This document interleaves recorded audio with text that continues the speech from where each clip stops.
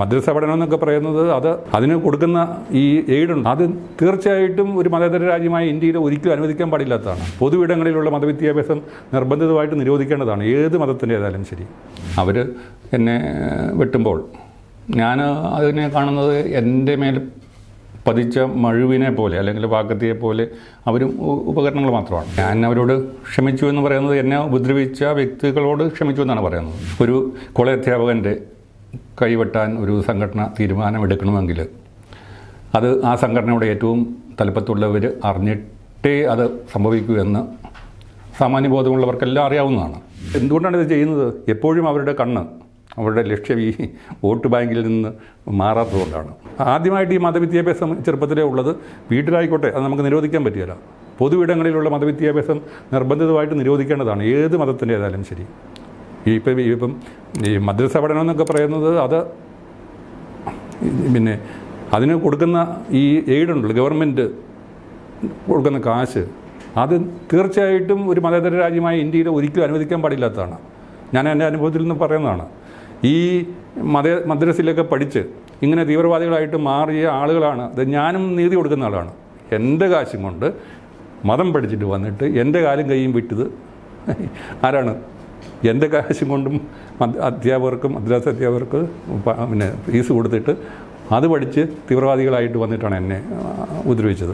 അപ്പോൾ തീർച്ചയായിട്ടും ഇന്ത്യയെ പോലുള്ളൊരു മതേതര രാജ്യത്ത് ഈ ആദ്യം ചെയ്യേണ്ടത് മതവിദ്യാഭ്യാസം പിന്നെ 18 വയസ്സിന് മുമ്പാകെ പാടില്ല എന്നൊക്കെയുള്ള നിയമം അത് കൊണ്ടുവരണം. അതിലുപരിയായിട്ട് ഇതുപോലെയുള്ള മതപഠനത്തിന് വേണ്ടിയിട്ട് കൊടുക്കുന്ന ഈ ഗവൺമെൻറ്റിൻ്റെ ധനസഹായം ആ എഴുത്ത് നിർബന്ധമായിട്ട് നിർത്തലാക്കണം എന്നാണ് എൻ്റെ അഭിപ്രായം. ഞാൻ അവരോട് ക്ഷമിച്ചു എന്ന് പറയുന്നത് എന്നെ ഉപദ്രവിച്ച വ്യക്തികളോട് ക്ഷമിച്ചു എന്നാണ് പറയുന്നത്. ശരിക്കും അവർ പിന്നെ ഒരു ഉപകരണങ്ങൾ മാത്രമാണ്. അവരല്ല ഇത് തീരുമാനിക്കുന്നത്. അവരുടെ മസ്തിഷ്കത്തിൽ നിന്ന് വന്ന ഒരു പിന്നെ ക്രൂരതയല്ല അവിടെ ഉണ്ടാകുന്നത്. അവർ എന്നെ വെട്ടുമ്പോൾ ഞാൻ അതിനെ കാണുന്നത് എൻ്റെ മേൽ പതിച്ച മഴുവിനെ പോലെ അല്ലെങ്കിൽ വാക്കത്തിയെ പോലെ അവരും ഉപകരണങ്ങൾ മാത്രമാണ്. അപ്പോൾ എനിക്ക് ഈ വാക്കത്തിയോടോ ഈ മഴുവിനോടോ ഒരു വിരോധമില്ലാത്തതുപോലെ പകയില്ലാത്തതുപോലെയാണ് അത് ചെയ്ത ആ സാധു മനുഷ്യരോടും അങ്ങനെ തന്നെയാണ്. അവരോടാണ് നമ്മൾ ക്ഷമിച്ചു എന്ന് പറയുന്നത്. പിന്നെ ഉള്ളത് അതിൻ്റെ മുകളിലുള്ള ഗൂഢാലോചന നടത്തിയ ആളുകളുണ്ട്. അത് ഈ സംഘടനയുടെ തലപ്പത്തുള്ള ആളുകൾ തന്നെയാണ്. ഈ കേസൊക്കെ വരികയും ഒക്കെ ചെയ്തപ്പോൾ പല പല കാരണങ്ങൾ കൊണ്ട് അതിൻ്റെ അന്വേഷണം ഇടയ്ക്ക് നിന്ന് പോവുകയാണ് ഉണ്ടായത്. ഒരു ജില്ലാതല നേതാവിൻ്റെ അടുത്ത് എത്തി പിന്നെ മുകളിലോട്ട് പോവാതെ അവിടെ അത് നിലച്ചുപോയി. ഏതായാലും ഒരു കോളേജ് അധ്യാപകൻ്റെ കൈവെട്ടാൻ ഒരു സംഘടന തീരുമാനമെടുക്കണമെങ്കിൽ അത് ആ സംഘടനയുടെ ഏറ്റവും തലപ്പത്തുള്ളവർ അറിഞ്ഞിട്ടേ അത് സംഭവിക്കൂ എന്ന് സാമാന്യബോധമുള്ളവർക്കെല്ലാം അറിയാവുന്നതാണ്. പക്ഷേ അവർ അന്ന് പറഞ്ഞിരുന്നത് അത് ഒരു പ്രാദേശികമായ വികാരം തള്ളിച്ചുകൊണ്ട് എടുത്ത ഒരു തീരുമാനമാണ്. പക്ഷേ ഞങ്ങളവരെ തള്ളി പറയുന്നില്ല, സംരക്ഷിക്കുന്നുണ്ട്, ഞങ്ങൾക്ക് അതിനകത്ത് മനസ്സറിവില്ല എന്നൊക്കെ പറഞ്ഞ് അന്ന് രക്ഷപ്പെട്ടതാണ്. എനിക്ക് ഈ പറയുന്ന നേതാക്കളോടും ഇങ്ങനെ ഒരു ഹീനകൃത്യത്തിന് പിന്നെ ഉത്തരവിട്ട അല്ലെങ്കിൽ അതിന് ഗൂഢാലോചന നടത്തി പ്രാവർത്തികമാക്കാൻ വേണ്ടിയിട്ട് തീരുമാനമെടുത്ത അവരുടെ നേതാക്കളോടും എനിക്ക് ശരിക്കും പറഞ്ഞാൽ സഹതാപം തന്നെയാണുള്ളത്. അവരും എന്നെപ്പോലെ തന്നെ അല്ലെങ്കിൽ എന്നെ ആക്രമിച്ച ആളുകളെപ്പോലെ തന്നെ അവരും ഇരകൾ തന്നെയാണ്. ഒരു പൗരൻ കേരളത്തിലെ ഒരു പോലീസ് സ്റ്റേഷനിലോ ഒരു ഭരണാധികാരിക്കോ യൂണിവേഴ്സിറ്റിക്കോ ഞങ്ങളുടെ കോളേജിലുള്ള അധികാരികൾക്കോ ഒരു പരാതി കൊടുത്തിട്ടില്ല. കുറേ ആളുകൾ തെരുവിൽ കിടന്ന് ബഹളം ഉണ്ടാക്കിയെന്നും പറഞ്ഞ് അതിന് കാരണം മതം നടത്തിയെന്നൊക്കെ പറഞ്ഞ് അവരുടെ ആക്രോശം കേട്ടിട്ടാണ് ജില്ലാ കളക്ടർ എൻ്റെ പേരിൽ കേസെടുക്കാൻ ഉത്തരവിടുന്നത്. ശരിക്കും ചെയ്യേണ്ടത് എന്തായിരുന്നു? ശരിക്കും ചെയ്യേണ്ടത് എന്നെപ്പോലുള്ളൊരു അധ്യാപകൻ ഇങ്ങനെ ഒരു പിന്നെ കാര്യം ചെയ്തിട്ടുണ്ടെങ്കിൽ അതിലെന്തെങ്കിലും പെശകുണ്ടെങ്കിൽ എന്നേക്കാൾ ഈ വിഷയത്തിൽ പാണ്ഡിത്യമുള്ള ഒരു യൂണിവേഴ്സിറ്റി പ്രൊഫസറെ കൊണ്ടോ അല്ലെങ്കിൽ ഒരു അന്വേഷണ കമ്മീഷനെ കൊണ്ടോ അന്വേഷിപ്പിച്ചിട്ട് അതിനകത്ത് കുഴപ്പമുണ്ടെന്ന് മനസ്സിലാക്കിയിട്ട് വേണമായിരുന്നു കേസെടുക്കാൻ. അല്ലാതെ കേട്ടപാതി തെരുവിലിരിക്കുന്നവരുടെ അഭിപ്രായം അനുസരിച്ചല്ല പിന്നെ യൂണിവേഴ്സിറ്റികളിൽ പഠിപ്പിക്കേണ്ടത്. അതുപോലെ തന്നെ അതനുസരിച്ചിട്ടല്ല ഭരണാധികാരികൾ പ്രവർത്തിക്കേണ്ടത്. അങ്ങനെയുള്ള കാര്യങ്ങൾ ഇവർ എന്തുകൊണ്ടാണ് ഇത് ചെയ്യുന്നത്? എപ്പോഴും അവരുടെ കണ്ണ്, അവരുടെ ലക്ഷ്യം ഈ വോട്ട് ബാങ്കിൽ നിന്ന് മാറാത്തതുകൊണ്ടാണ്. അതുകൊണ്ട് അവർ വിവേകം മറക്കുന്നു എന്നുള്ളതുകൊണ്ടാണ്. അതുപോലെ തന്നെയാണ് എന്നെ പിരിച്ചുവിട്ട മാനേജ്മെൻറ്റിൻ്റെ നടപടി. ഒറ്റ ദിവസം അവർ എന്നെ ഡിഫെൻഡ് ചെയ്തുകൊണ്ട്, എന്നെ സംരക്ഷിച്ചുകൊണ്ട് ഞാൻ പറയുന്നത് ഈ കാര്യങ്ങളൊക്കെ അവർക്ക് മനസ്സിലായതാണ്, ഞാൻ മനസ്സിലാക്കി കൊടുത്തതാണ്. അതിൽ ഒരു ദിവസം കുറച്ച് നിന്നിരുന്നുവെങ്കിൽ തീർച്ചയായിട്ടും ആ ഒറ്റ ദിവസം കൊണ്ട് ഈ കലാപമൊക്കെ കെട്ട ഈ സംഭവമൊക്കെ അവസാനിച്ച് പോയതായിരുന്നു. അത് ചെയ്തില്ല തൻ്റെ പേരിലാണ് പിന്നീട് ഇങ്ങനെയൊക്കെ സംഭവിക്കുന്നത്.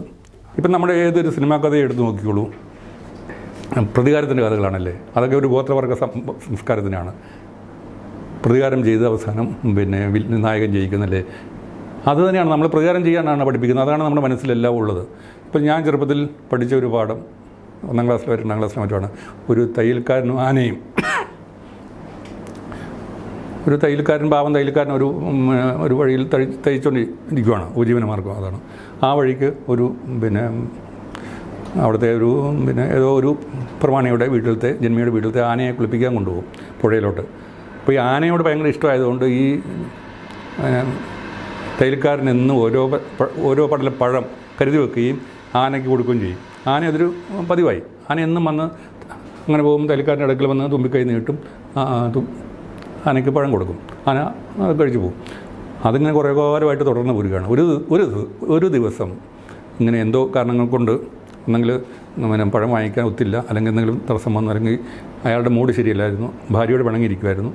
അപ്പോൾ അങ്ങനെ ഇരുന്ന സമയത്ത് വന്നിങ്ങനെ പല വിചാരത്തിലിരുന്നപ്പം ആനയൊന്ന് കൈ നീട്ടി. ആനയ്ക്ക് കൊടുക്കാൻ പഴമില്ലെന്ന് മാത്രമല്ല, ആന പോകുന്നില്ല. ആന ആ സൂചി, തയ്ക്കുന്ന സൂചിയുണ്ട്, തയ്ക്കുന്ന കുഞ്ഞു സൂചിയും കൊണ്ട് ആനയുടെ തുമ്പിക്കൈയിൽ ഒന്ന് ചെറിയൊരു കുത്തു കൊടുത്തു, പഴം കൊടുക്കുന്നതിന് പകരം. പാഠം ഇങ്ങനെയാണ് തുടരുന്നത്. ആന ഒന്നും മിണ്ടിയില്ല. ആന അങ്ങ് പോയി. കുളിയെല്ലാം കഴിഞ്ഞ് വന്നപ്പം വന്ന് ഈ തലിക്കടയുടെ മുമ്പിൽ വന്ന് നിന്നു. എന്നിട്ട് പുഴയിൽ നിന്ന് ശേഖരിച്ചുകൊണ്ട് വന്ന ഒരു പറ വെള്ളം, ഈ തുപ്പിക്കൈക്കകത്ത് ശേഖരിച്ചുകൊണ്ട് വന്ന വെള്ളം ഈ തയ്യൽക്കാരൻ്റെ കടയിലേക്ക് ചീറ്റി. ഈ തയ്യൽക്കാരൻ്റെ തുണിയെല്ലാം നനഞ്ഞു പോയി. അതിൽ പിന്നെ അതിൻ്റെ ഗുണപാഠം അതാണ്, അതിൽ പിന്നെ തയ്യൽക്കാരൻ ആനയോട് കളിച്ചിട്ടില്ല. അതൊക്കെ എന്ത് കഥയാണ്, എന്ത് സാന്മാർഗിക ബോധമാണ്.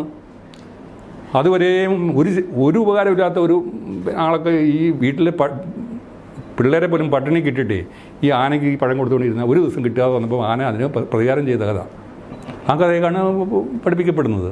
അപ്പോൾ അങ്ങനെ നമ്മുടെ ഈ ചെറിയ ക്ലാസ്സിൽ മുതൽ ഈ മതവിദ്യാഭ്യാസമൊക്കെ നിർബന്ധമായിട്ട് നിർത്തലാക്കിയിട്ട് നമ്മുടെ ക്ലാസ്സുകളിലൊക്കെ, ചെറിയ ക്ലാസ്സുകളിലൊക്കെ നല്ല ഇങ്ങനെ ഉള്ള പൊട്ടക്കഥ പറയാതെ നല്ല മനുഷ്യരാക്കി, സാഹോദര്യം തുമ്പുന്ന, അല്ലെങ്കിൽ മാനവികതയുള്ള, മനുഷ്യരോട് ക്ഷമിക്കാനും സഹിക്കാനും ഒക്കെ പ്രേരിപ്പിക്കുന്ന കഥകളൊക്കെ ഉള്ള ഒരു പാഠ്യപദ്ധതി ഉണ്ടാവേണ്ടതാണ് ശരിക്കും.